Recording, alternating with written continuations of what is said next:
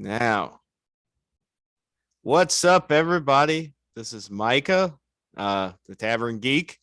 I'm here tonight, and this is going to be like a really cool night because a lot of crap happened today in the world of geek culture. And I've got a guest with me tonight. Kevin from HopsNHeroes is here. How are you? He is a Instagram toy photographer, toy and beer photographer. And we are going to talk about X-Men the animated series. It's a tongue twister. Yeah. So before we get started, though, I just want to give a big shout out to a former guest I had on here in our previous Dragon Ball episode, Eric Ramirez, the New Era Pandas, he likes to be called. He released a music video recently called Rise of Heroes by his band Seeker. It's a really, really good song. I really enjoyed it. I jammed out to it earlier. Good work out there, Eric, if you're listening. So what are you drinking tonight, Kevin? Good question. Tonight I am going with the Evil Julius from Treehouse Brewing in Massachusetts. It's my one holdover beer from the Halloween season, but in spirit of the Brotherhood of Evil Mutants, which I'm sure will come up this evening.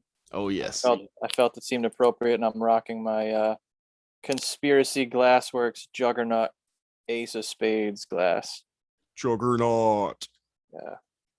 One of the best X-villains out there, in my opinion. Oh, by far. Also just happens to be standing right next to me here.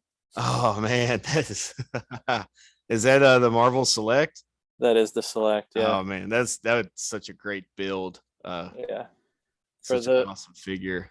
For the villains, the bigger villains, and like Hulk, the Select figures are just awesome for their size. They pair so well with the Legends series and everything. So yes, they do. Yes, they do. So tonight I'm drinking, I'm starting off with a lager from Devil's Backbone here in Virginia. Maple oatmeal Vienna lager. It's pretty yummy. Lots of maple. I don't know. I don't really taste oatmeal, but it's a lot of maple. And it's working out. Good. That's never a bad thing. And later on, I'll be cracking open Black Science V from Adroid Theory. It's been sitting in my fridge for a while at 13.5%. It is a quad, a complete blend of a porter and a stout, and I'm sure I will be rolling by the end of this episode after I consume that. But always good to keep the 13%ers for the end, right? Yes, that's the best way to end the episode. Hammer yourself home. So, if I do get through and I have to refill, I've got the War in My Head that you sent me from the Veil. That is a good one. I have grand illusions of some sort of Dark Phoenix mental struggle shot with that one. Yeah. So. Yeah, the Veil, man, they put out some great stuff. Their IPAs are so yummy. They're always like just like right, like right on the spot, like super yummy. Oh yeah. They do some really cool lambics. Like I like to pick up. They have like a cellar house thing in Richmond, and you go in there and you basically can choose from their cellar, and they like take you back there and you pick a bottle, and they have all these like barrel like aged lambics and lagers and stuff, and they're really good. Sounds pretty solid. Yeah, everything you've sent my way from them has been really, really solid stuff. Yeah, they're a big favorite. I think everybody pretty much through the HopsNet news network I've sent them to, and just locally around here, everybody loves the place. So you'll definitely enjoy that beer. I'm sure I will. But this is your first appearance here at the Tavern, the Tavern Geek. Honor to be here. Welcome to the show, and thanks for coming. And my pleasure. I am excited about tonight. But first, we've got some some geek culture news, and I don't normally do a news segment, but I really want to tonight because there is a lot of crap going on. I watched the Disney Plus trailer today, which what we're talking about was in that trailer. And it's really got me got my brain spinning because I don't know, did you watch it by any chance? I watched about 3 things on the Disney Plus day today, but I did not get to that one. I went to find it after you mentioned it to me and got caught up. But so you're gonna have to fill me in. You're gonna have to tell me the news too. I know it's coming. I know the headline. Okay. Well, I mean, it's basically everything we've heard about rumored wise. There's a lot of different stuff on there that I have forgotten about. Like there's a Guardians of the Galaxy Christmas special for next year. And then Groot, Baby Groot has his own series. It's animated and it looks really like cute. So that kind of surprised me. But Moon Knight, that looked awesome. When you watch that, you're probably gonna trip out.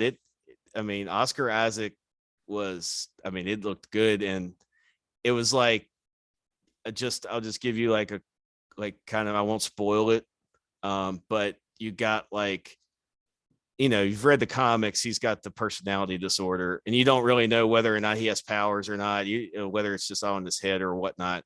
And it kind of shows him kind of acting kind of crazy, and then like you get the Batman vibe of him just beating the living crap out of bad guys. Yeah, that is a wild comic. Especially some of the ways it's been written recently. And I think Isaac letting him loose on that role is going to be pretty interesting. It's funny, before we got into the episode here with the animated series, and I shifted my mind towards, Phoenix with the war in my head.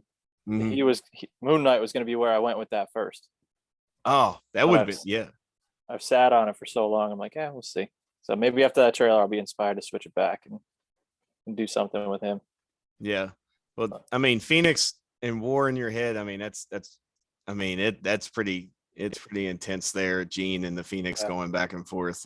Plus the can has got that nice fiery orange color. Yeah. I think that's the way it's going to go. Awesome. I can't wait to see the post.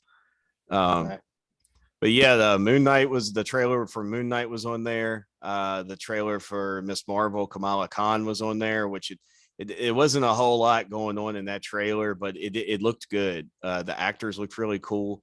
I didn't get a whole lot out of it, like where the series might go. I don't think any of these short trailers were supposed to do that.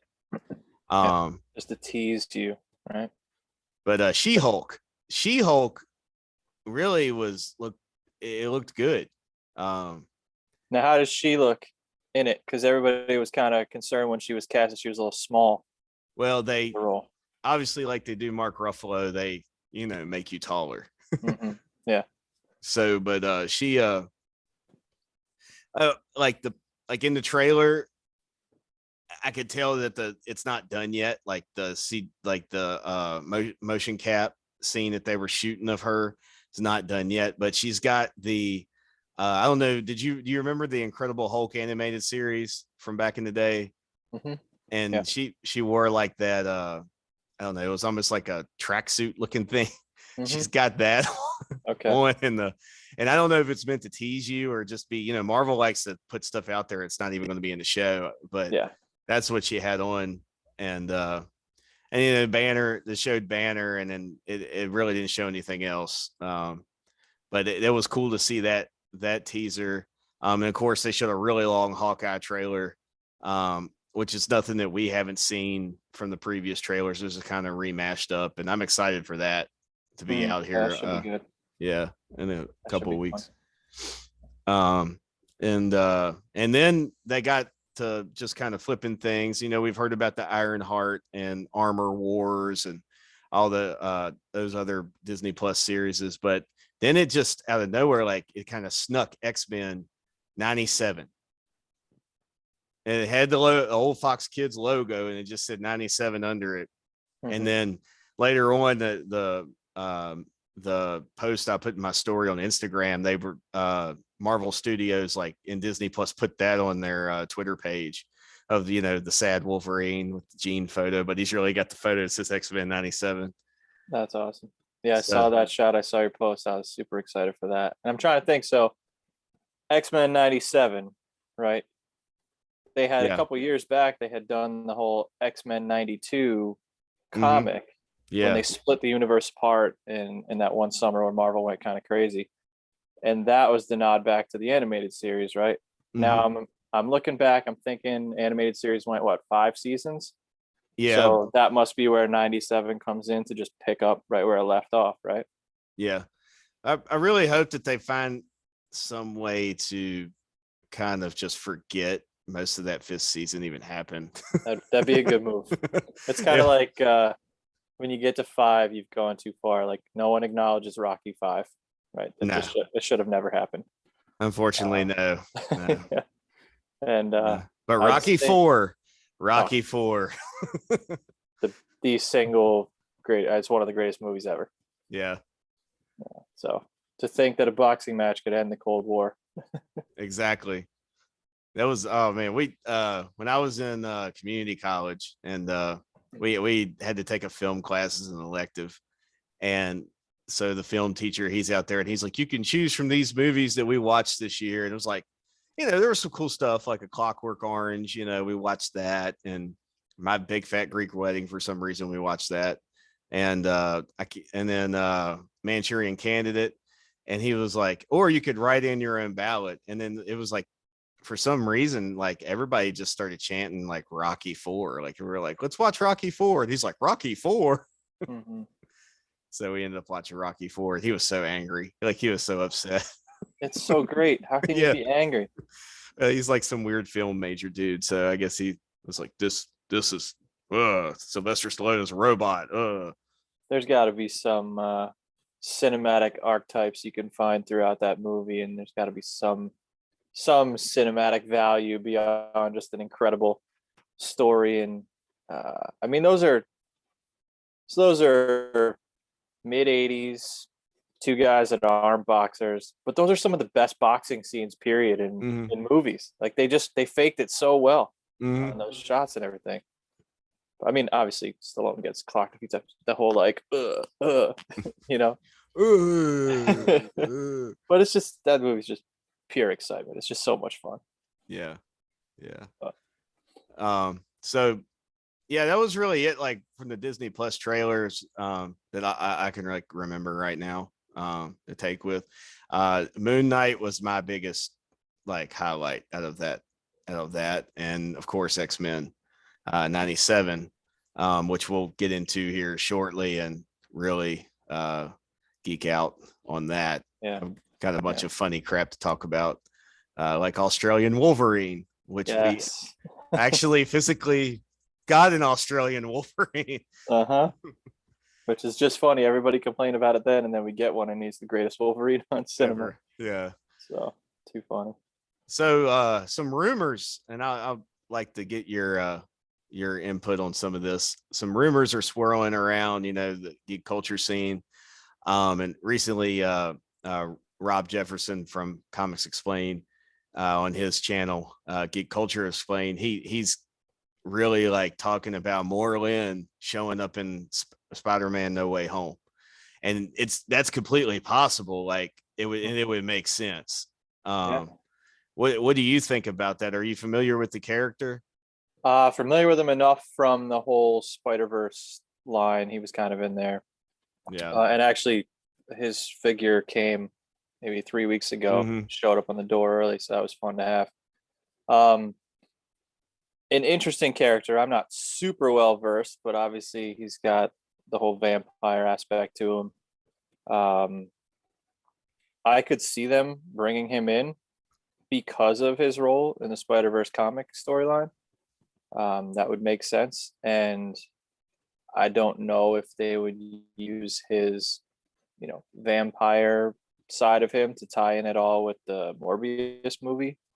But I don't know. I'm very curious to see what happens with Spider-Man and those movies beyond No Way Home, because this is where the little subcontract that Marvel and Sony worked out ends. Yeah, exactly. So Yeah, are that's they? Yeah. So are they bringing back the Sony villains in this to try and tie it back and give them back to Sony, or are they setting themselves up for whoever ends up getting it in some mega deal to come, or will they just extend this contract they have? Who knows? But what's your take? You think we'll see them? I don't know. I think there's so much going on with the movie right now, but it would make sense to put him in the movie, especially when we know that. I mean, they can say what they want. Tobey Maguire and Andrew Garfield are going to be in the movie. It's going to happen, and so once you cross the Spider-Verse like that, what I'd really like to see is I'd like to just kind of see him in an end credit scene. Yeah. And what would be really awesome is if he's in the end credit scene and it shows maybe like he's like in the medieval time or whatever, and maybe like he's he's killing Spider Knight, and or one of the other Spider-Man. Spider Knight was kind of cool, but like one that doesn't really matter. They could just kind of like off in an end credit scene, and then he like hops the multiverse, and he comes walking out, and he sees all the multiversal collapse, and he hops the multiverse and gets stuck in this thing, and he's there or whatever with either one of Garfield or Maguire. I think he should go through and just kill both of them first, and then have to fight Tom Holland at the end. And that would be maybe Spider-Man 4, and Tom Holland's gonna have to kind of put together his own team of Spider-Man by that point. Maybe we'll get Miles. Maybe they'll cross Miles over from the animated movie. That could be. That would be kind of cool. So yeah, I mean, they definitely went that route in the animated movie for a reason, right? They brought those guys in. They started dancing around that line. I was going to also say, it'd probably be something like an end credit, because I think he'd be too much to try and introduce within the movie with everything else they'll probably have going on. Yeah. Kind of like how when we were talking the Black Widow movie with Hops Geek News, and we were like, ooh, maybe they'll bring in the X-Men. Maybe they'll tie in, somehow talk mutants. And I think you and I were both open for an Omega Red tie-in. And probably wishing for too much. I think that'd probably be something similar. He'd probably be a little too much to draw him into the movie, but an end credit scene, even if it's something simple, like the first time we saw Thanos, right, in his throne, and he turns around, he's like, I'll do it myself, even if they just have him sitting in his room with all the trophies on the wall behind him, like that one comic cover, just alluding to him a little, Yeah, that would be awesome. Yeah, we'll see. We will see. We know whatever they give us is going to be really cool, and it's going to give everyone, whether you know what's going on in the stories or not, in the comics or not, it's going to give everybody something to chew on. So, and Feige we trust. Of course. So I haven't seen Eternals yet, but I have not heard good things. I've chosen to ignore it until it's free. Yeah, that's what I'm doing. So the other little bit of news I saw out there that I'm kind of bittersweet about, or like, I don't know, kind of two-sided on, was recasting Black Panther. I don't know, like they're talking about bringing T'Challa back and recasting him or whatever, and saying that the quote that the guy was saying was like, Chadwick started it, he started the legacy, let someone finish it, because the characters, there's so much going on with T'Challa. I mean, you've read him in the comics. He's one of the best characters in comics, period. And we got so little of him on the screen to turn around and, whatever they do with Black Panther after that. Which I agree with that. I agree with that point, but I also agree with, like, that was his last role, like before he passed away. And like, and they've come out and already said they wouldn't recast him. But I don't know. What do you feel about that? He was so good in that role. Yeah. I don't know how you recast him. Like, you're asking someone to come in and fail, right?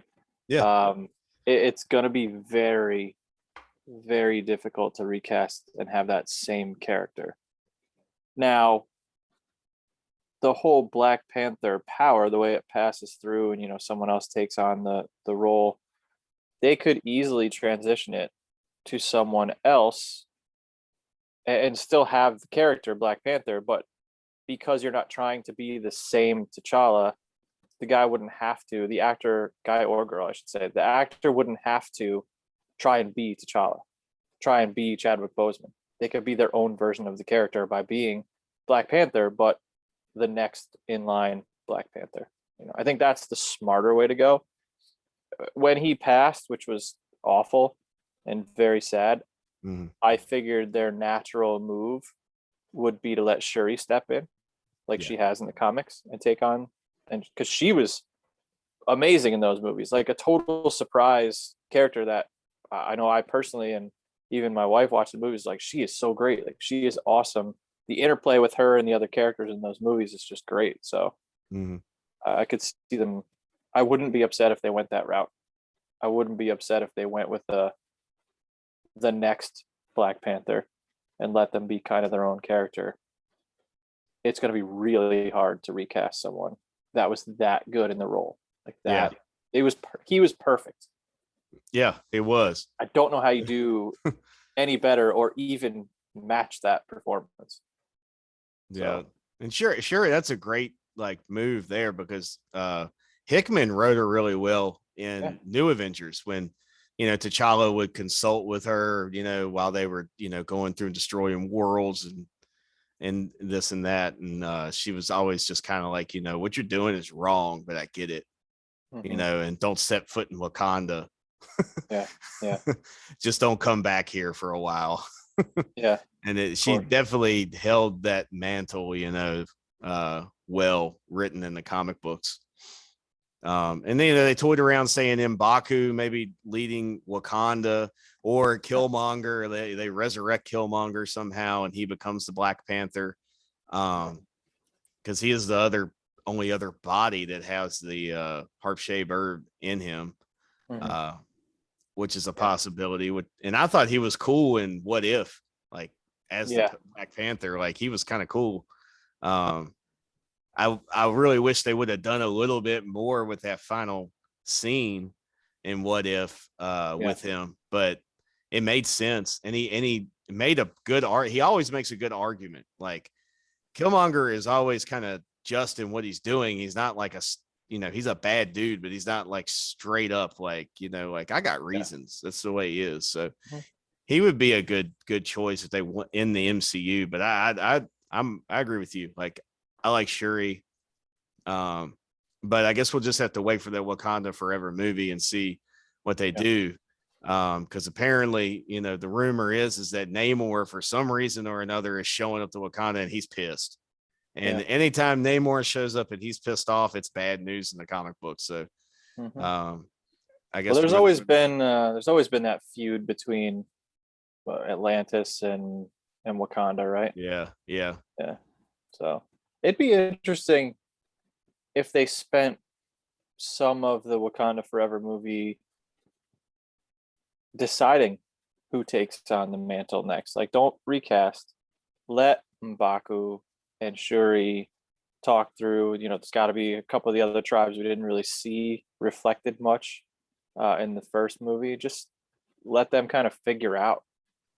And so there's a story behind the successor, Yeah.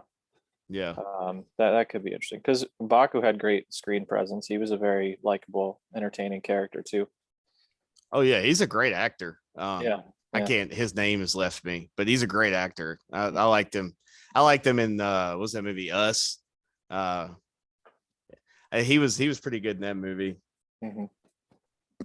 But yeah. Then well, there's rumors going around about a DC versus Marvel animated movie, or a live action crossover. This was just a little thing I saw, which I think would be cool. There's just enough characters in the DC movie universe where you could kind of do something with. But I mean, that's just a kind of a far-fetched thing. Yeah, you don't need it. It's unnecessary right now. Yeah, it's not really anything too crazy. But the next thing though was World War Hulk. Like, I want that.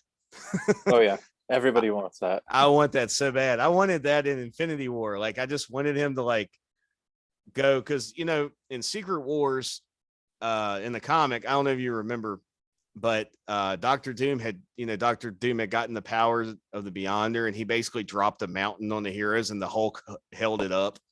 Like, Yep.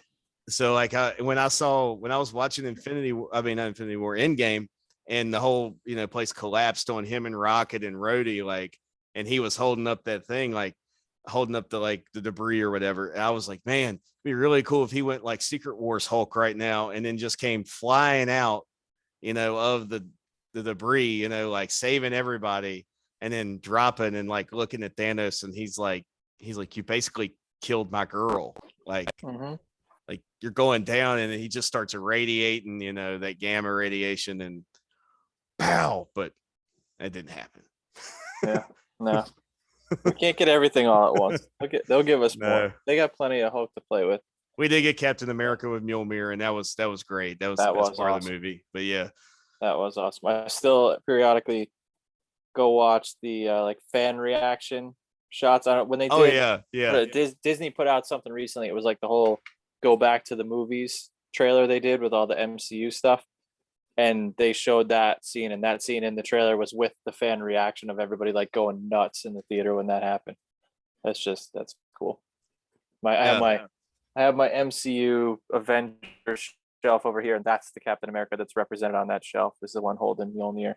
That's like the coolest legend. It's one of the coolest ones. It really is. It really is.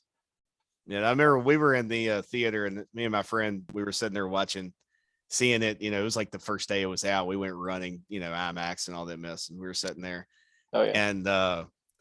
And all you saw was the hammer float up, and literally there was this kid, and he may have been 10 years old. He was sitting right next to me. He was like, Captain America is about to grab that, Dad. And then you just saw him grab it.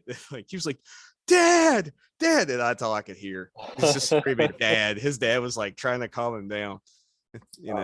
That's the fun part of going to the movies that we haven't fully reclaimed yet. I don't know if I've been back to the movies at all. I haven't. And it's stuff like that you draw, and it's don't flash the Idroid theory in front of me. I'm gonna have to go get one. I still have a couple left that you gave me, but it's all the heavy stouts. We've been holding them off for the weather. The weather's changing just enough now that we can dig into those. Yes, they oh man, especially the Russian Imperials they make. Oh god, they're so good. I love their stouts, and I just like their beer, period. They're another one that, thank God I met you. You're my Virginia beer connection. The only reason I get my hands on the Veil and Adroit Theory is because of you. So I appreciate that.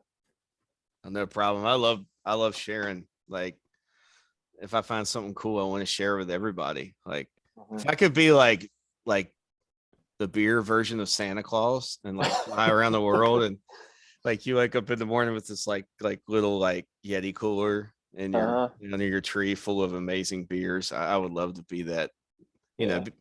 I would have to have like some sort of like I would have to be Omega level to do that. Like, I could be an Omega level mutant and just make beers appear underneath people's Christmas trees, and I would be happy with that. That'd be a pretty amazing power, actually. You'd be very popular. But yeah, a buddy of mine from up here in the Northeast recently moved down to Texas, maybe like a year ago, and we talk all the time, and he's like, I miss New England IPAs. Like, I just miss those. The beers down there, he's found some good beers down there, and we do some trades here and there. But he's like, there's just that style that's so prevalent in the Northeast between Vermont and places like Treehouse and Trillium. And now Fiden's in upstate New York that are doing stuff like that too. Yeah, we're very lucky in the Northeast to have so many good places around us. Beer Tree's another one, Equilibrium, other half. There's just so much within a couple of hours of where I am. Equilibrium is awesome. I mean, well, you sent me a couple Treehouse beers. Those were great. Yeah. I can't remember which one the names of them off the top of my head, but man, I love those things. I sucked them down like the Treehouse beers, and of course, sometimes we find some Equilibrium down here. Some of the bottle shops get it sometimes, and we have an other half in DC. So we do get a lot of their beers in our bottle shops, and Nice. but you sent me a couple of them that we don't get down here. I guess they don't make it in the DC brewery, and that's really good too. Yeah, Yeah, they're doing some good stuff. Definitely. yeah.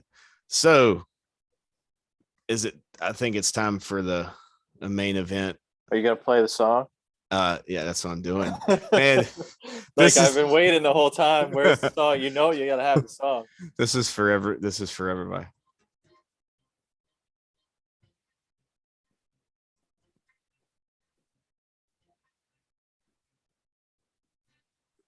Can't hear it. But did it work? I didn't hear it. You'll have to mix it in after. Yeah, I'll have to do some editing, everybody. I'm not as technologically advanced as other podcasters. Well, don't tell them you're gonna do editing. Just work it in later, and then they'll be like, "Wow, they must have some amazing sound on that podcast." Yeah, I should have learned how to play it on like the kazoo. Or that's actually not a bad instrument for it.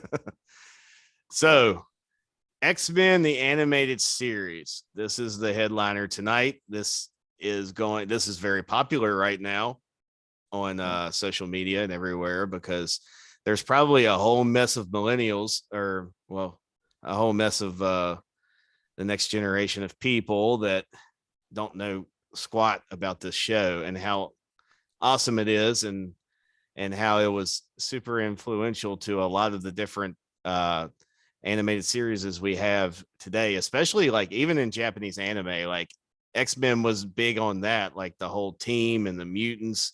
I mean, My Hero Academia is basically a world of X-Men. Like, yeah, I was wondering if you're going to go there, because as we were talking before getting into this, because we've been talking about the animated series for what, like 2 months now. Mm-hmm. And I told you, I'm like, I can't decide if I want to come into this, go back and watch some before talking about it, or just come in with childhood memories that are stuck in my head and talk about it that way. I broke down on my lunch break earlier and did watch a couple episodes. And as soon as the song came on, I'm like, man, this is great. And I'm thinking to myself, this is the best cartoon entry theme song ever. And there's some good ones from our childhood for sure. Mm-hmm. But that was the best. And then my mind immediately went to My Hero Academia, and I'm like, I don't know if there's any other cartoon I've enjoyed. I watch the intro every time, except for that. I watch it every time, and they change the song every like 10 episodes or so, but it's another really well done intro that doesn't get old. So I'm glad you referenced that as well, because our minds are in the same place. Yeah, the intros on My Hero Academia are awesome. I actually like, and I'm in the gym, like I listen to My Hero Academia intros.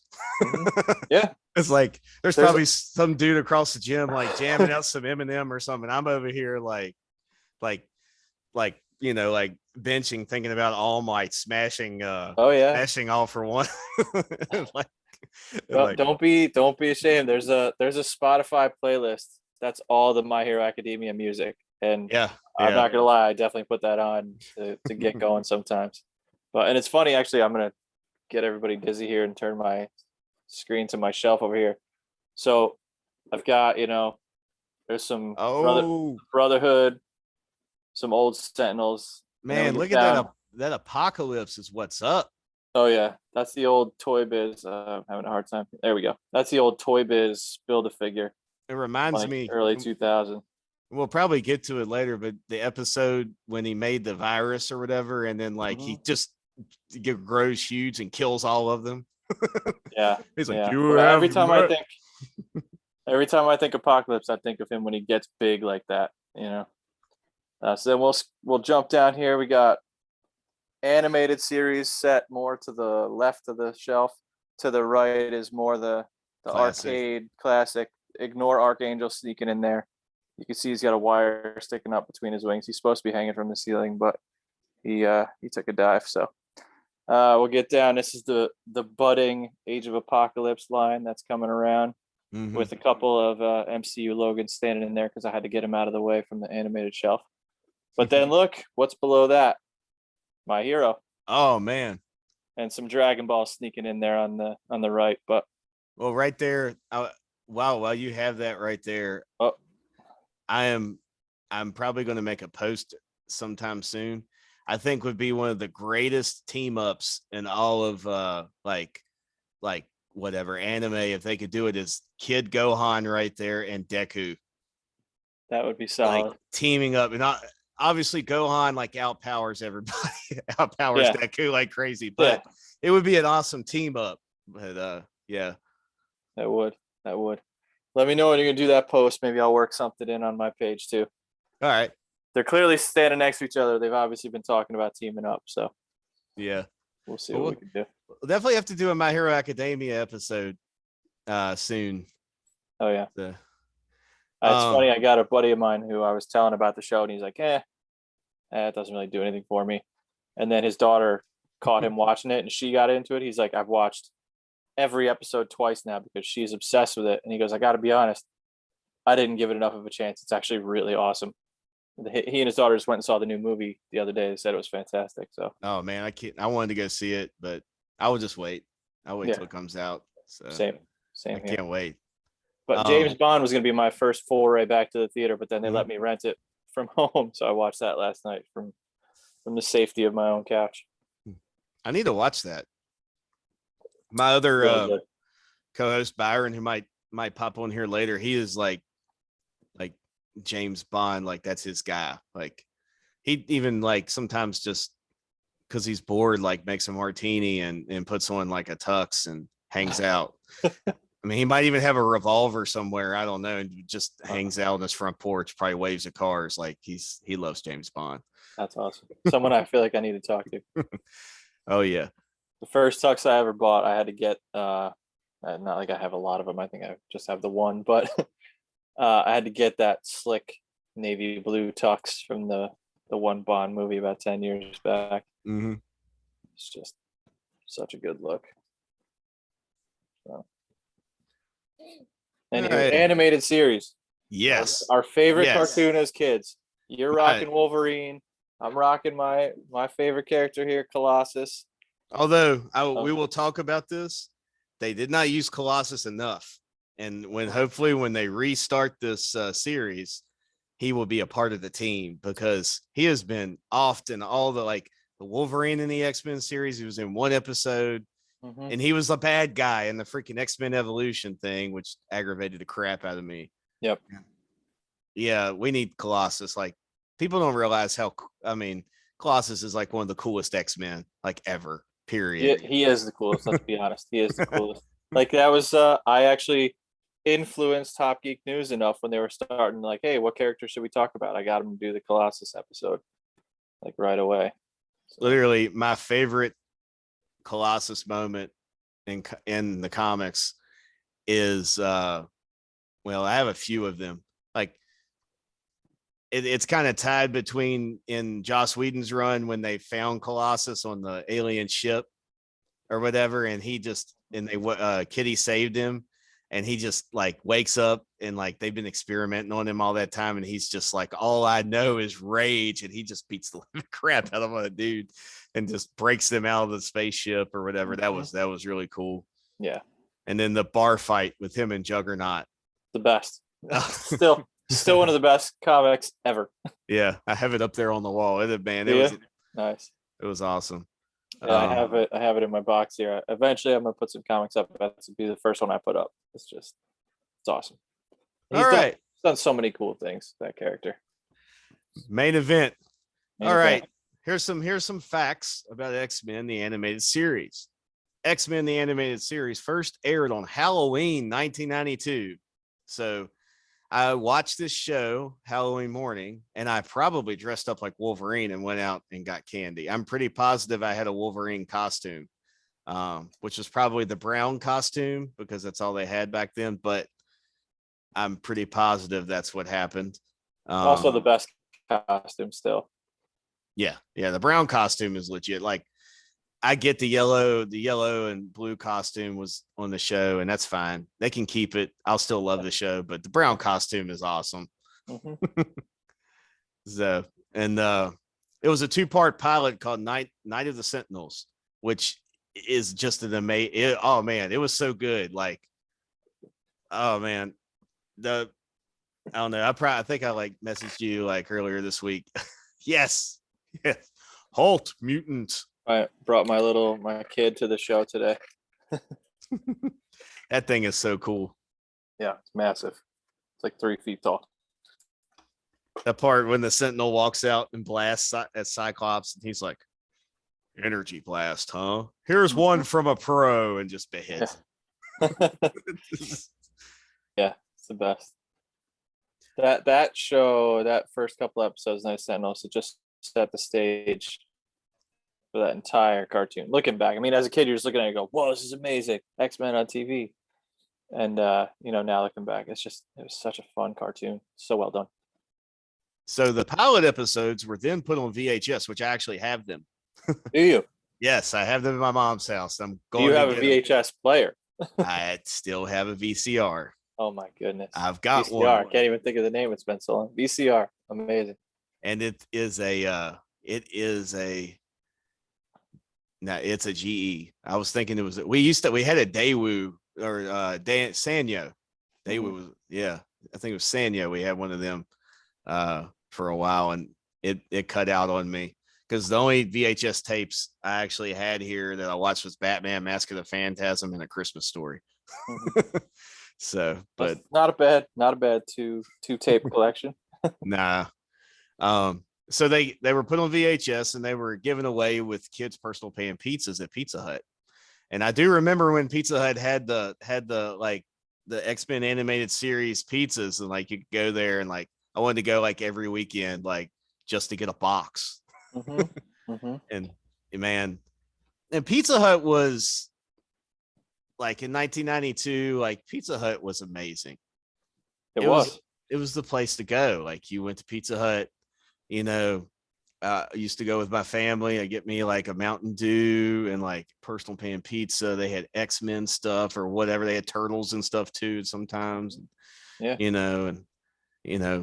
Mom and Dad would get hammered on a pitcher of beer, and me and my brother would just sit there and just read comic books and eat pizza. We'd be in Pizza Hut for like 2 hours and leave. Oh yeah.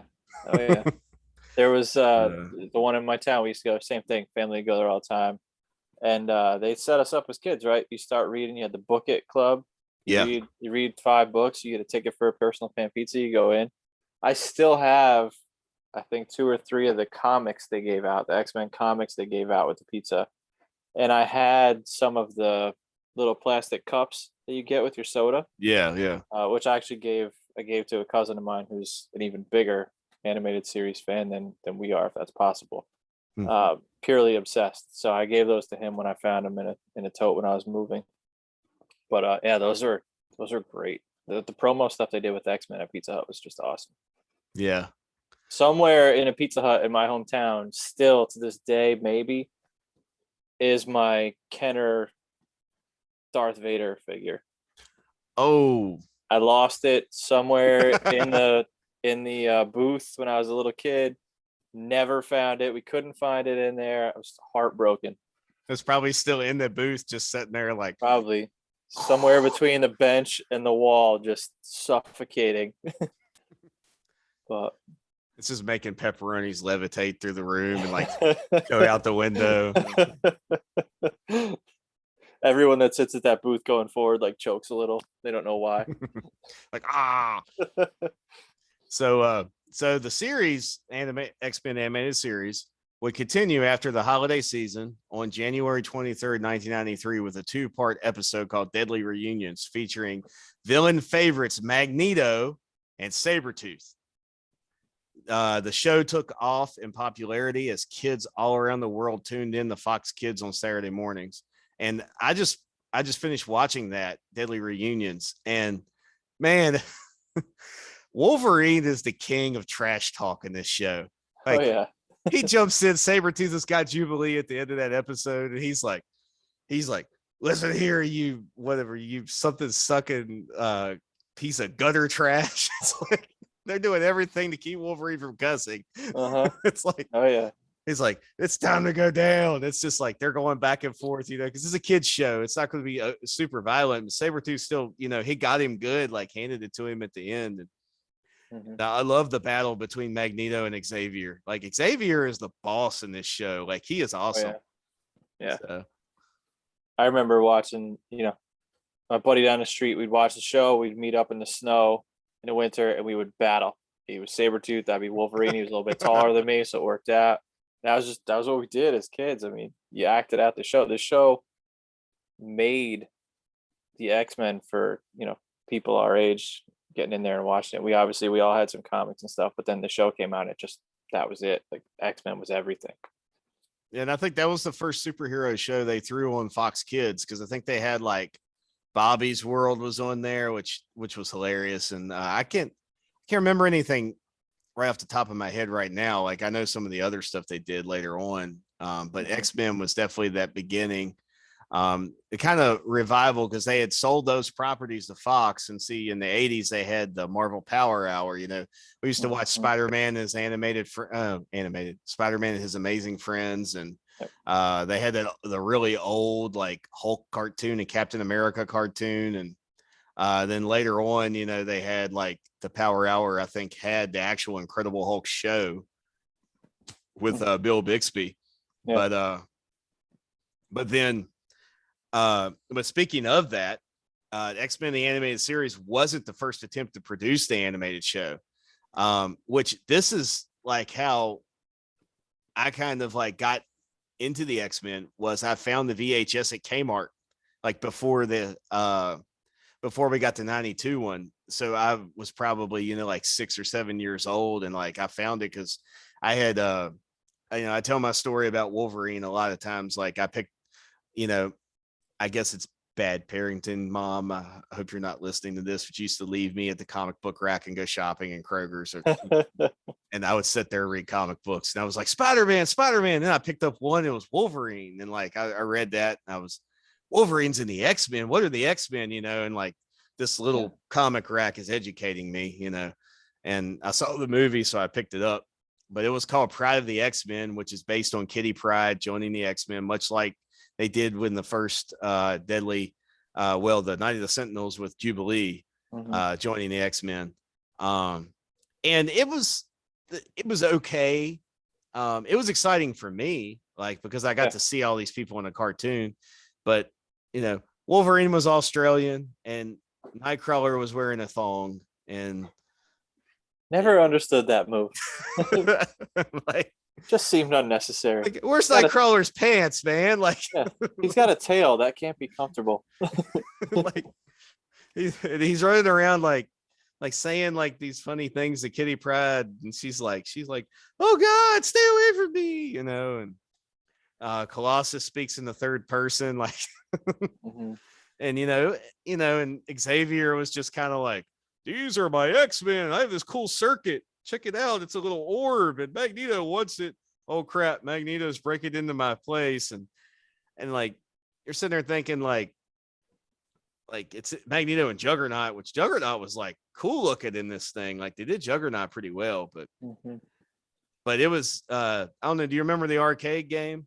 They based the arcade game is legit my favorite arcade game ever. And actually, it's funny you mentioned that. I'm gonna walk and get everybody dizzy for a second here. My wife got me an early Christmas present that just got delivered yesterday.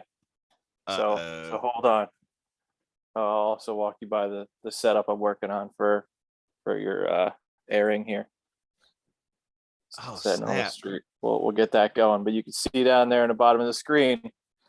Oh, no way. They have that in They just put it out. She found a pre-order for it on Target, and it just came the other day, so I got to get that thing put together. But pretty much, she got that for me years ago too. The USA-Russia bubble hockey game. Oh, that's cool. Those were like the two best arcade games ever, and now they're here. So yes, I know the arcade game well. I absolutely love that game. Oh man, we used to sit. Me and my brother would sit there, and he was like, I was always Wolverine, and he was always Colossus, and we would just run through that game, and like if you died, you had to pick another character, and like I always ended up with Dazzler. I actually like Dazzler as a character, but back then I was kind of like, crap, I got Dazzler. She was pretty good in the game, though. I mean, that bomb she threw was a pretty sizable explosion. I mean, that right there, and that's the one team sitting up on the shelf there. That arcade game team is the team. Yeah, like that is the best X-Men lineup. That if I had to pick any team that's ever been assembled, I'd go with the arcade team, even with Dazzler. It's fine. Yeah, the 80s team. You had, Wolverine, Cyclops, Wolverine, Storm, Nightcrawler, Colossus. Those were the mainstays right there. And then later on, you got Rogue, you got Shadowcat, Kitty Pryde, a Long Shot. Long Shot was cool. And Dazzler. And Psylocke later came. And that's kind of like where Claremont went, when he put together that, 92, which is what the animated series is based off of, that 92 X-Men team. He took aspects, he took some of these different ones, and it was hard not seeing Nightcrawler and Kitty Pryde a part of the team, but it's okay. Because Nightcrawler is one of my favorites, and it was hard not seeing them. It was almost like, like I know they had to put Morph in the TV show, which I liked Morph. I liked him a lot. But it was like he kind of took the place of Nightcrawler. Like Nightcrawler was that character, in the older comics, but they had to have somebody to off that didn't matter. So it's like, let's just create a character. We'll just make him a shapeshifter, make him funny. But he had the one episode where he was going after Wolverine, and he kept shifting between Sabretooth and Omega Red and all the guys as he was like walking towards him to fight him. Yeah, that was cool. That was a badass scene. He did Deadpool too. Yeah, that's right. He changed into Deadpool. I was like, oh my god. We never got Deadpool. Like, no, but that was like the perfect Deadpool comic version that he turned into too. It was like the classic comic setup. Yeah, the X-Force Deadpool. Yeah. So we might get that, Deadpool maybe in the X-Men 97. That'd be they'd be stupid not to bring him in. He's so popular right now.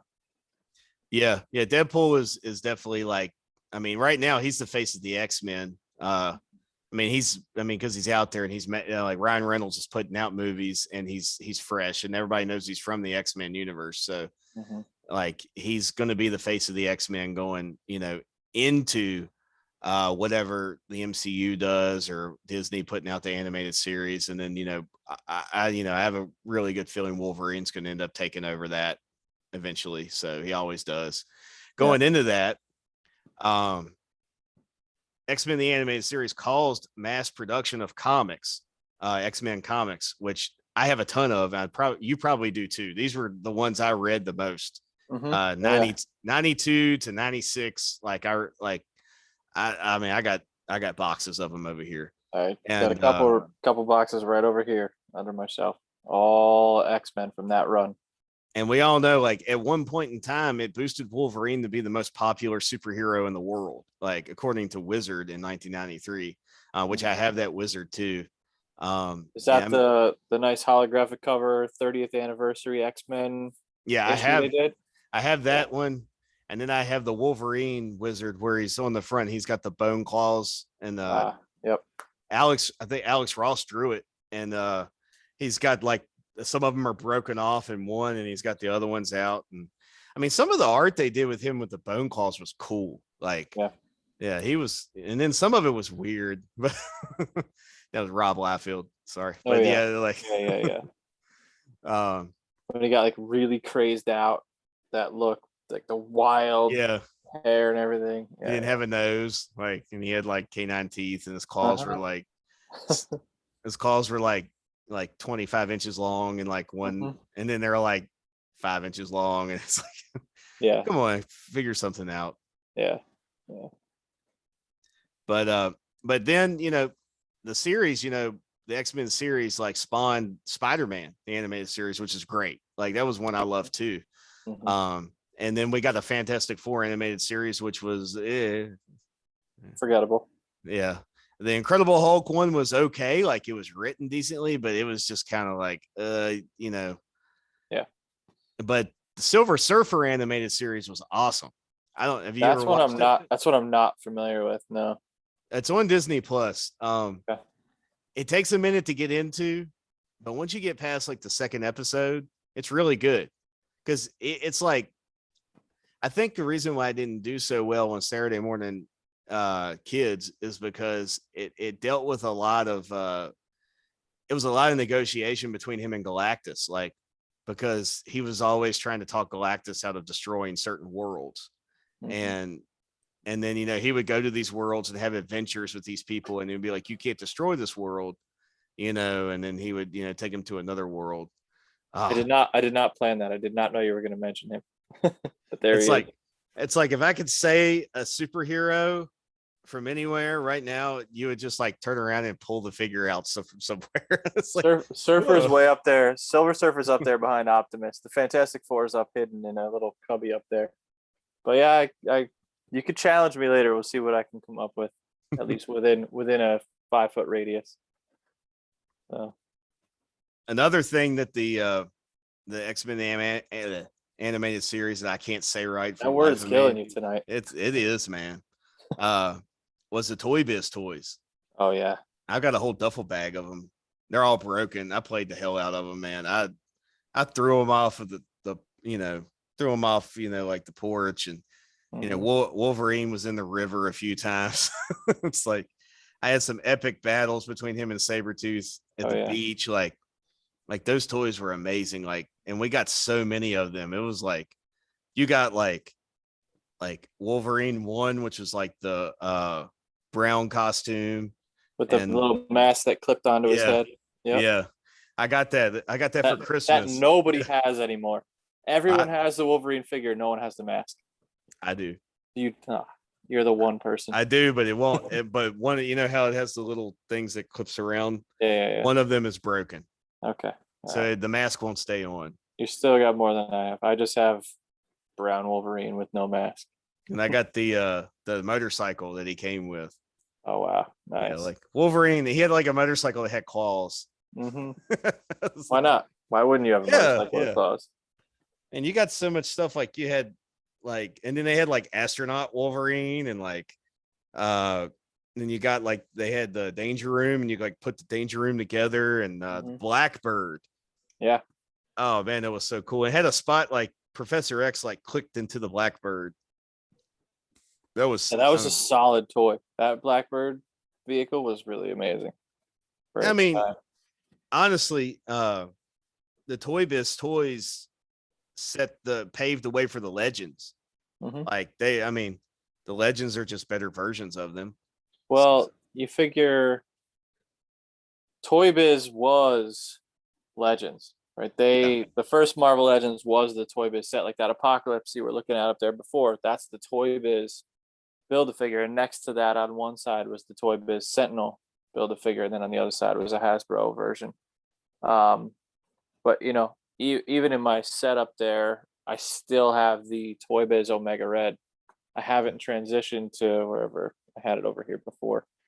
The Hasbro Omega Red, just because you get this, which is cool, with this little hard, pre-molded tentacles.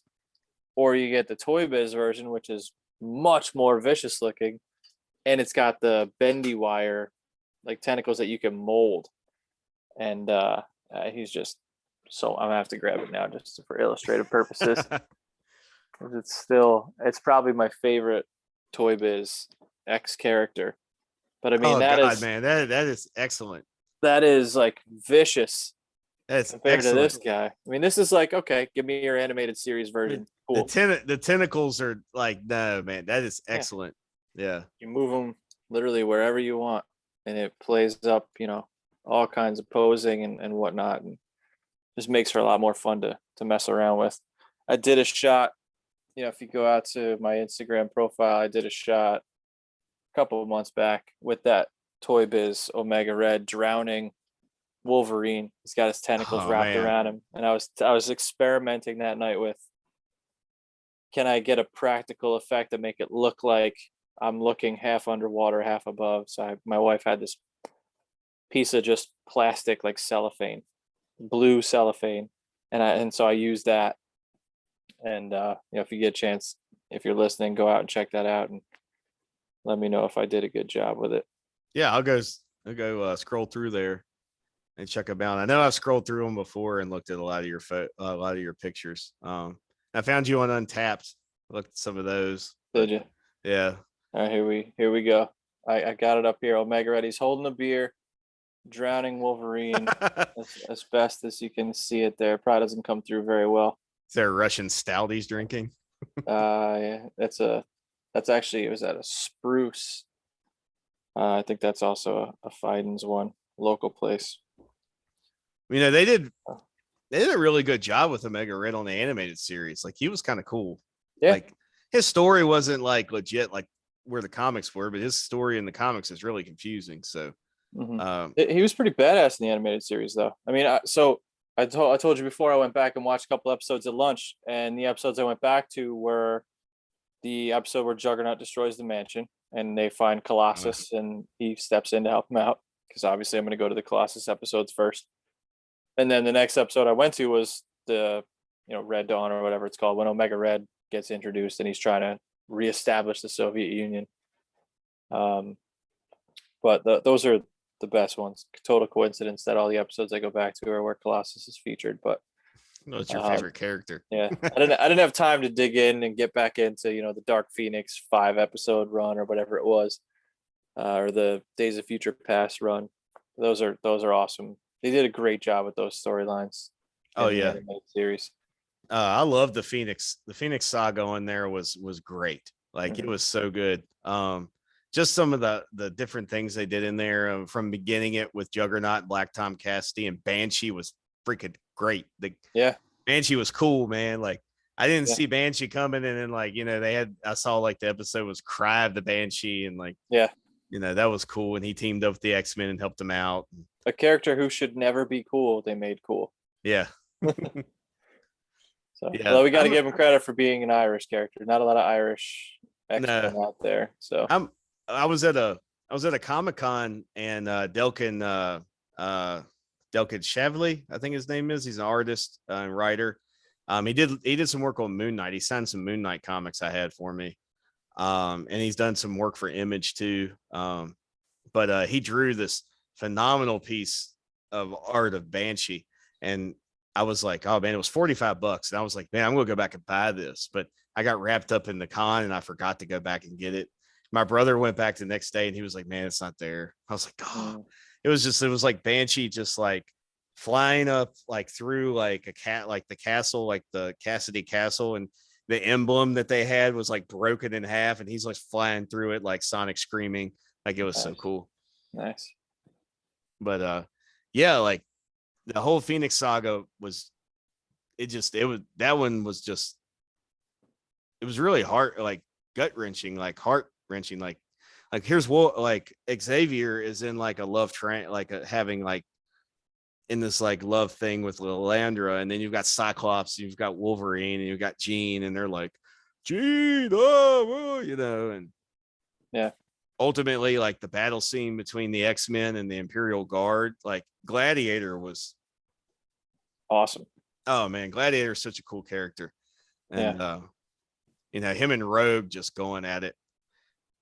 So that's another thing. I don't think, maybe like for the people that are listening, if you've never watched the series, which I very seriously doubt that anybody that listens to this hasn't watched it. We were just talking about the Pride of the X-Men, and we were talking about the roster that was the older roster from the 80s, and how they revamped it when they did this show, and they pulled in some characters. And it was really it was a really good choice how they built this team, because you had the mainstays of Cyclops and Jean Grey, and then you had Wolverine and Storm, which are the big four of the X-Men. Then you had Rogue and Gambit, and Gambit was like most people's like introduction to Gambit, and he was perfect.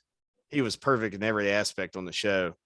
And of course, you had Beast and Jubilee. Jubilee was great.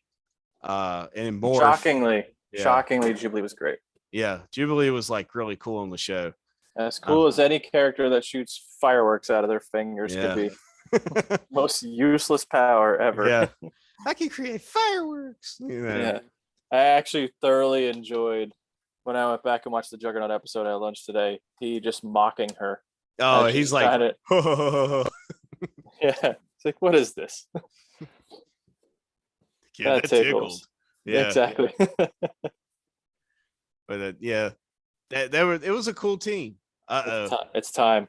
We started talking Phoenix Saga. My glass was empty. It was time. Oh man, you'll enjoy that. Enjoy that one. Yeah. Apologies to anybody catching this on YouTube with the dizzying tour through my basement to go to the beer fridge. But so, what do you think maybe was your most favorite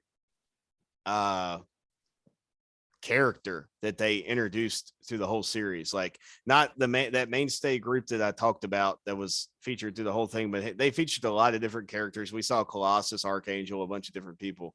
Yeah. But what was your favorite? I mean, the ones that stand out as your fringe characters, right? Some of them are more prevalent in the comics, but in the animated series, I mean, obviously, any episode where Colossus got thrown in was an immediate favorite. But you mentioned Archangel just now. Like, he was really well done. Yeah. When he did show up in the animated series, and I always go back to the episodes where he was so conflicted when Apocalypse had his control of him and was kind of making him do whatever. So those were kind of fun, seeing him struggle with trying to be good but having Apocalypse his grip on him. But the one that always catches my attention is Omega Red. Like, such a cool character. He was so prevalent in the first 10 issues or so of that 92 X-Men comic run. Just some really cool cover shots of him fighting Wolverine and everything. And then to see him in the animated series, they did a great job with him. They definitely drew him in there and made him a badass, and he basically handed it to everybody. I mean, you look at it, and when they do finally take him out and Storm, ices him up and freezes him, and he's all nervous because he had been frozen for 25 years or whatever. Before she showed up and did that, nobody could touch him. No. I mean, he destroyed, he manhandled Rogue. He's like, oh, you're the strongest one of the team. Let him see how easily I take you out.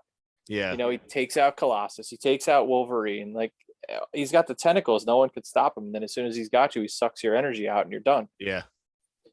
So he also, not only does he stand out in the animated series, but I don't know if you remember the old Children of the Atom fighting arcade game. Mm-hmm. Mm-hmm. I mean, he was one of the most incredible and strongest characters in that game too, because you hit his special attack or whatever, and he just does this and throws his tentacles everywhere on screen, and you're destroyed no matter where you are.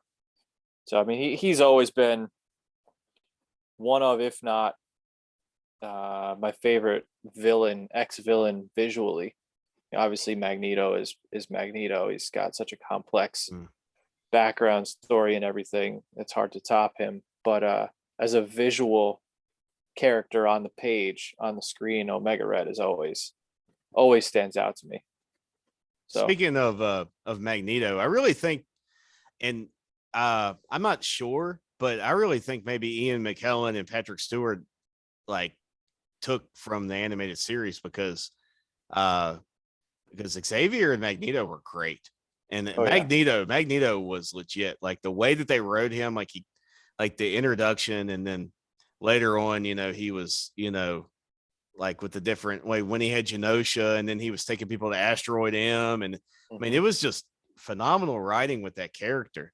And Magneto is, I mean, for most people that don't know, Magneto is one of the best, like, conflicted, well-written comic book characters out there. Like, I love Magneto. Like, he's one of my favorite. But they did a really good job with Magneto. But as far as like the one character in X-Men animated series that really catches my attention, and whenever this dude showed up, like shit was about to go down. And that was Cable. Like anytime Cable showed up in this animated series, like shit was going down. Yeah, And he's a good one. He's a good one to bring up. like it was always like Apocalypse was just like had this like grand scheme, and like Cable just showed up and he's like, screw you, Apocalypse. Like, Yeah. I'll just steal Wolverine and Absolutely. have him fix your virus. Oh, I'm going to take you down in the future, Mm-hmm. And then, that led to the, what is it? Beyond Good and Evil, the 3-part series where Apocalypse was like in the axis of time, and Bishop got stranded there. And then Cable's time machine showed up with, and it was just like everybody was fighting in the axis of time, and he had all the telepaths. Like you got Psylocke, like Psylocke was in there. And, I mean, that was just really cool, man. That was like, if they could just start X-Men 97 after that 3-part episode and go forward. They've erased things for worse reasons, right? Yeah. They've overlooked things that have happened. It's funny. You go back and I don't remember much of that 5th season because that was kind of after the point where I transitioned away from Saturday morning cartoons and into sports and stuff as I got a little older. But going back, you look at all the volumes on DVD, and that 5th season is Wolverine and Captain America. Like other characters start filtering in, and it's like, it's the X-Men. You don't need that. You don't need to bring in those characters. But I'm glad you brought up Cable, because the animated series is really what kind of put Cable and Bishop in front of us as kids, and they obviously spilled into that run of the mass produced X-Men run, and had some very cool appearances and fantastic artwork and covers and stuff in there too. But it was really the animated series that told us what we needed to know about those guys and put them in our eyes here. So Cable, man, he I mean, from the time, I mean, he was like like he kept showing up. Like it was like, I think it was when they first introduced Apocalypse, like he was hunting Apocalypse. Like I'm like, holy crap, it's Cable. Like what's like Cable's in this, and I was cool, man. And I hope like when they do X-Men 97, I would really like they did a Phalanx episode, and I thought it was well done. It was really good. It was a really good episode. But in the comics, in the Phalanx Covenant comic books, one of my favorite issues is when they get to they're outside of when the Phalanx had taken over Muir Island, and made that one of its like hive bases. And Wolverine, Jean, Cyclops, and Cable showed up to like, take it down. And basically Cyclops and Wolverine were like were like had to protect Cable and Jean, as like they had to join like telepathically. And you don't see a whole lot of Cable using his telepathic powers very often. No. But he's highly capable. And they teamed up in that comic book and had to go in, on the astral plane and try to take down the hive mind of the Phalanx. And like the cool thing is like, because in the comic, just people that are listening, Cable's backstory is freaking awful. Like it's so much going on, but they tied it in this issue really well, because at some point in time, like apparently Cyclops and Jean Grey were like removed from their bodies, and they like went to the dystopian future to raise Cable for a short period of time. So like you started to see like these flashbacks of like them raising Cable. There was some way they could maybe make like kind of link him to Scott and Jean, like, because he's Scott's son, like in this X-Men 97, and give that a little bit more promise. That would be kind of cool. And see more Cable's, like, telepathic powers. That would be cool too. And I like his character a lot. Like Cable is really cool. He just has a really wild backstory of the comics. I remember as a kid watching him on the screen in the cartoon and reading him in the comics. I mean, that was a total mind fuck at our age, reading that, being like, wait a minute, he's these two characters, kid from the future, which is a complete mess, and he came back here through time to fight with his parents, but he's older than his parents now.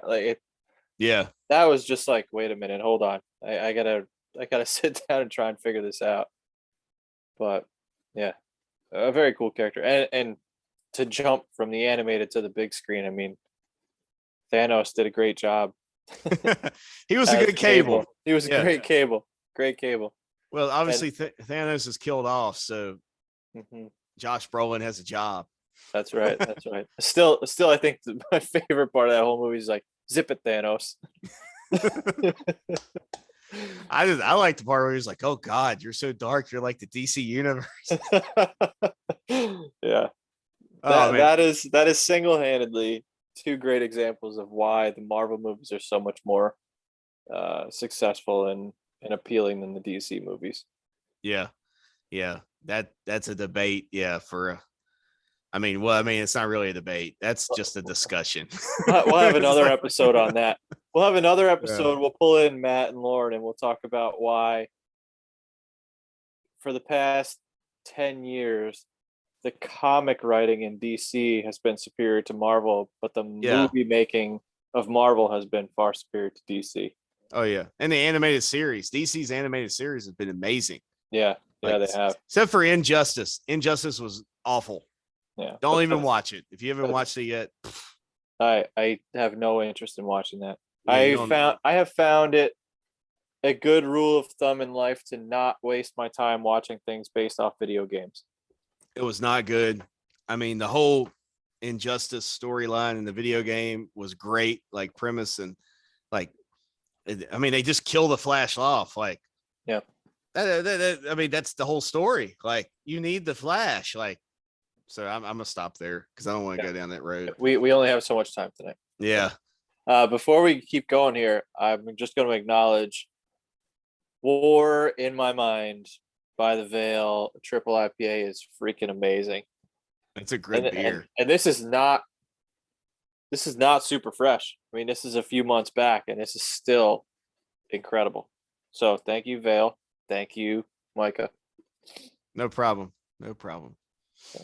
Someday in the next couple of weeks, you'll see on my Instagram, you'll see Jean Grey. Oh man. Phoenix getting something will happen with that can and her and some crazy lighting and fire. I don't know. We'll see what I can come up with. And that's exciting. Yeah. It is. So for all you listeners out there that haven't seen my page ever, HopsNHeroes on Instagram, HOPSNHER. How do you spell heroes? Oh yes. It's my outlet to show my love for two things that I care for in my free time, which is craft beer and action figures.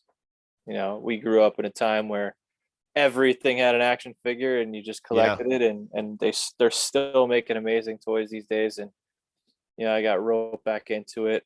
I remember my oldest child was born in 2013, put me back into toy sections of stores to find toys for my kid, and I wandered into I was like, wait a minute, what are these Marvel Legends? What's that? Spider-Man 2099?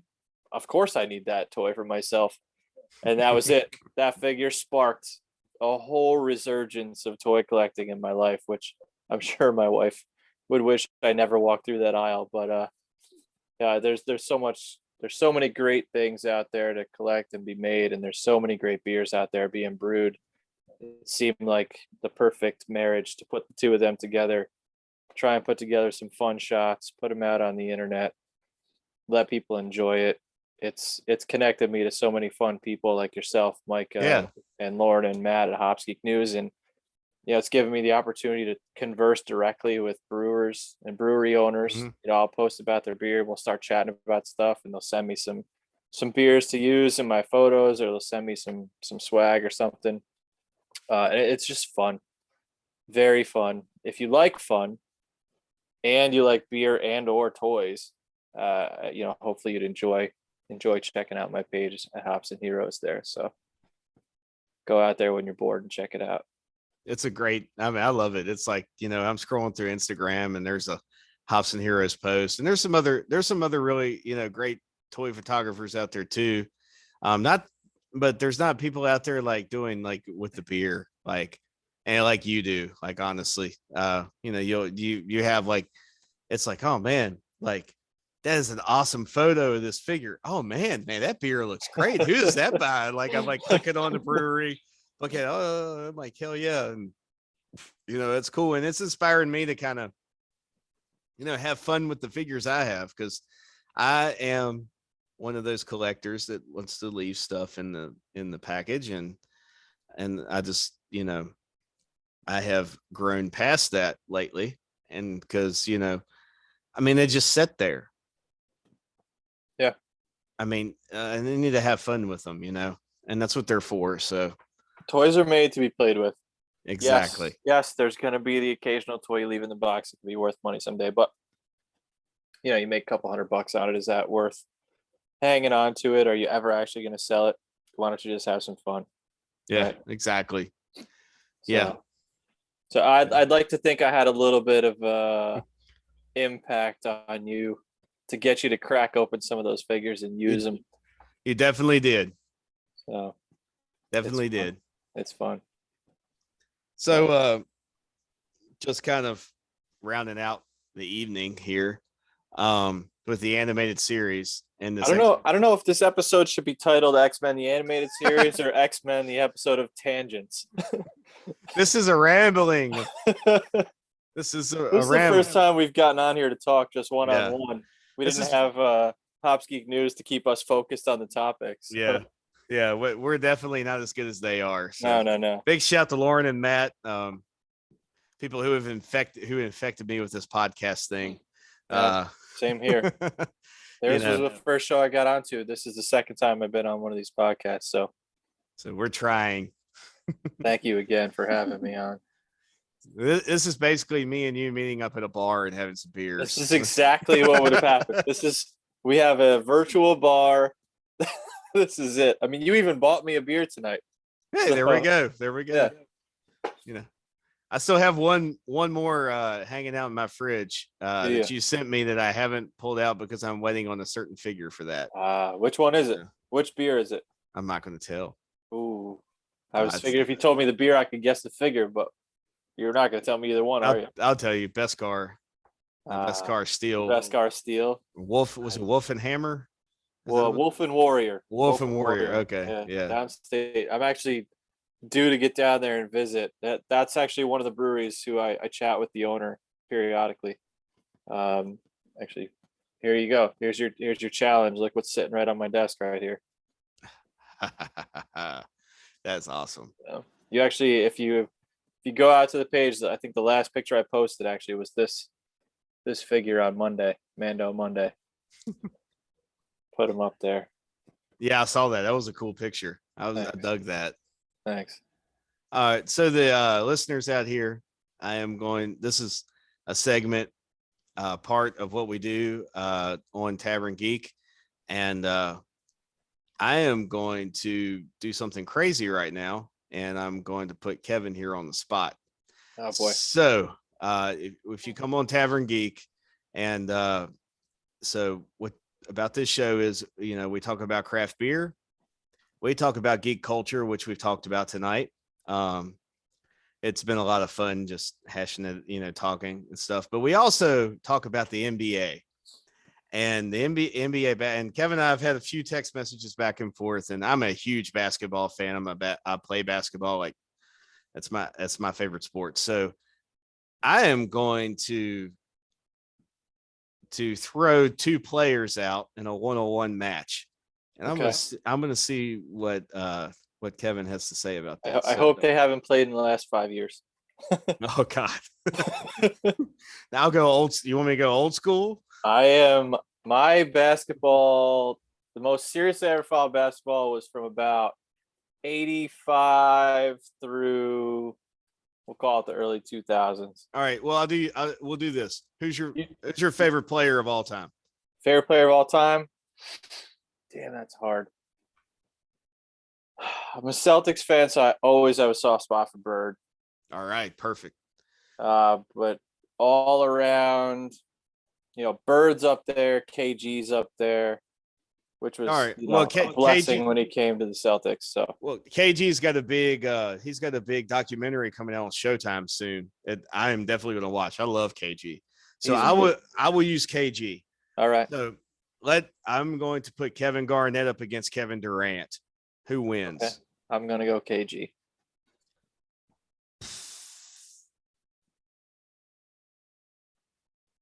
I'm not saying Durant's not good, but I'm saying at the end of the day, KG beats him. He's got a little more killer edge. He's got a killer edge that Durant, in my experience with Durant, KG's gonna fight harder if it gets down to it in that one-on-one battle. It's a heck of a matchup because because the defense of Kevin Garnett was excellent, but the offense of Kevin Durant is legit. But you think about it, right? KG could just be standing out there one-on-one. He's 21 feet out, and he's playing with Durant. All of a sudden, he's just going to pop a shot and hit it. Like, he could hit those long shots. About 3 feet inside the three-point line, KG was still nailing that shot. Yeah, KG's mid-range game, and he even hit threes too. Like, it was legit. Like, yeah, it was good. Yeah, but I'm telling you, you get down to it, we're gonna go ahead and say they play 1-on-1 to 21, right? It's like 19-19. KG's killer instinct is going to step in and override whatever skill Durant has on him. I'm going to agree with you. All right, good. I am going to agree with you. One for one, win for me. All right, here we go. You got it. So I like this game. Yeah, we do this all the time. Me and Kish YZ, Derek, and Byron and Zach. She listened to our NBA pod, so we throw some funny. Yeah, I mean they get pretty in. They're funny, these one-on-one battles, and this is kind of spur of the moment. But while I had you here, I was like, man, no, this is fun. This is a good change of pace. I enjoy it. it. Keep going. Do we get more? Or is it just one? It's always just one. So. Just one. I mean, all right, I'm gonna throw one back at you then. Okay, you get a throw back. I'm just gonna get ridiculous. All right, let's go. Steve Kerr and Mugsy Bogues. Two players nobody's talking about. Mugsy's got him. Mugsy, like, people want to talk a lot about, like, Mugsy Bogues was short, but the man still played good defense in the greatest league in the world. Yeah. Even with his 1.5 foot long arms. Yeah. Yeah. Like Mugsy Bogues was a really good ball handler. Steve Kerr was a good defender. He was a solid guard, and he's an excellent shooter. And he's a great role player on the team. Mugsy Bogues is a starting point guard. So, and he's a play initiator. He knows how to read offenses and defenses. Now he's taking Kerr to the hole. He's getting around him. He's scoring. He's hitting mid-range shots. He's stepping back on him. Is it close? Yeah. Well, see, if Kerr was only like Kerr's like 6'3", 6'2". Yeah. So yeah, he's got some. I mean, Mugsy's 5'3", so he does have some height on him. I mean, if Kerr's got that outside shot on during that matchup, what's Mugsy going to do? If Mugsy leaves too much space, Kerr's nailing a three. So, or a mid-range shot. So, but Mugsy's speed, I just feel like that he would get to the rim on him. And in a one-on-one match, if you can get to the rim, you win. Like, you can take all the outside shots you want, but if you can take your guy to the rim the whole game, it's like Shaq and Sean Bradley. Like, I'm gonna just dunk on you. That's a one-on-one matchup I don't want to watch. I'm just gonna kick you and dunk on you, and like Sean Bradley's just gonna lay there. And no offense, Sean Bradley, good ball. He had good stuff about it, but Shaq is Shaq. Yeah. But anyway, well, that's a good way to round out this. That was fun. That is the. That was a good one. Like that was a good one. When I post this episode, I'm going to tag Derek in it, who's my, one of my other basketball guys. I'm gonna be like, who would win, Steve Kerr or Mugsy Bogues? And I'm really curious in what he's gonna say. Like, I really am. So, all right. Well, Thank you, I gotta everybody. I gotta come on again just so I can get another one-on-one play here. That was fun.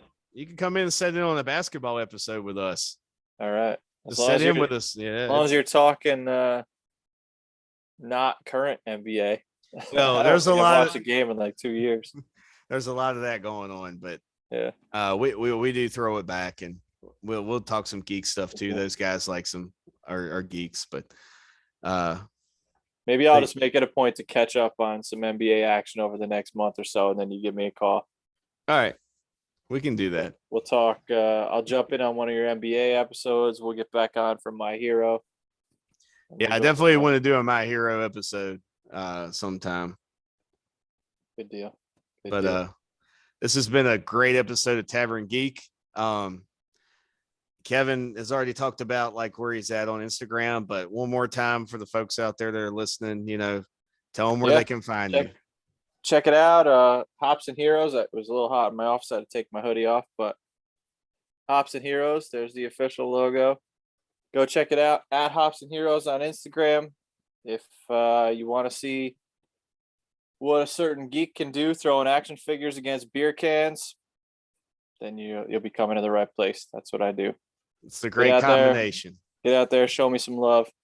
Let me know what you like, comment, tell me which pictures you like, and see what I can do and keep going. I won't pretend for a second. You mentioned a couple other toy photographers. Won't pretend for a second that I'm good. Everything is cell phone. Everything is fun, but I try to infuse some fun and get creative with it, and get out there. Hopefully, you guys can check it out and you enjoy it. Oh, man, your stuff is great, man. I love it. I've tagged people in it, shared stuff with my friends that are toy guys, and I've seen that. Thank you so much. And they love it, man. Is it Objective Giant? Is that your brother? Yeah, that's my brother. Yeah, I see you tag him a lot, so he must be out there. He's a big Spawn fan. So if you ever put a Veil beer and a Spawn action figure together, please let me know so I can just send that to him. Yeah, I'll make that happen. Actually, here one last. You mentioned a character. I'm going to grab it because I just got a custom Spawn cape, and I ripped off the plastic McFarlane cape on the latest Spawn, and I put this on there. So I'm going to grab this one just so your brother can watch this and enjoy it. Give me 1 second to grab this guy here. While he's gone, everybody out there, I just want to go ahead and give a shout out to Olive and Rose Hemp Works, Walter Umflett. Check him out. Search him on Google. Buy his CBD products. Peace. All right, here we go. So it's a McFarlane Spawn figure. Oh, man. With a wired, posable cape done by Max Bird, who's this guy that makes incredible custom soft goods. I mean, everything on this thing is posable to get kind of crazy with the cape. It came with the chain and everything that flows around him awesome. Too. The chain is all wired too, so you can get it like flying through the air and whatnot. So I broke that out. If you go out on the page, you can check out. I did a couple Spawn shots recently. Yeah, I love those, man. Yeah, one with that Spawn forcing the Violator. He was forcing a beer down the Violator's throat. If you check out that shot, and then there's another shot with Violator ripping through the doorway of a diorama I have over here on the shelf, which is a disaster right now. Taking out Spawn before I got that custom cape. So I love that Violator figure. I was looking at it at Target today. It's such a cool. That is the best thing McFarlane has made to date. Well, it's his stuff. Yeah, it's his thing. But oh man, it's so good. But yeah, tell your brother when next time I get a Spawn shot up, I'll make sure to tag him. All right, Justin, you hear that? with a Veil, I'll make sure it's Veil and Spawn just for you. All right, RVA, Richmond, Virginia, represent y'all. All right. So, Kevin, thanks again, man, for being on the show tonight. This was basically us sitting down at the bar. This is exactly what it is. And I've told you, if you ever make your way up to the Northeast, come by New York, we'll hit you up. I got a few good spots I could bring you in if I ever make it down to Virginia. I was actually telling my wife last week, I was like, hey, we got to go down and visit Micah and his family. Maybe we can head up down there. So that'd be awesome. We'll have to do a home and home. We'll each go the other way. That sounds cool. So everybody, Tavern Geek, we are on YouTube at Tavern Geek. Instagram, tavern_geek, Facebook, Tavern Geek, Twitter at Mixmastic. I know that's weird, but that's all they had. And That's not Tavern Geek. it's not, it's Tavern Geek, but it's at Mixmastic. It's just the way things happened. Anyway, catch us on TikTok, Tavern Geek, where I'm rambling about stuff when I've had too many beers. And last but not least, I would like to give a couple of shout outs. Spice Rack 36, or Your Bud 36, which is Byron. Check him out on Twitch. He live streams his gaming. He does retro game nights, does Call of Duty nights.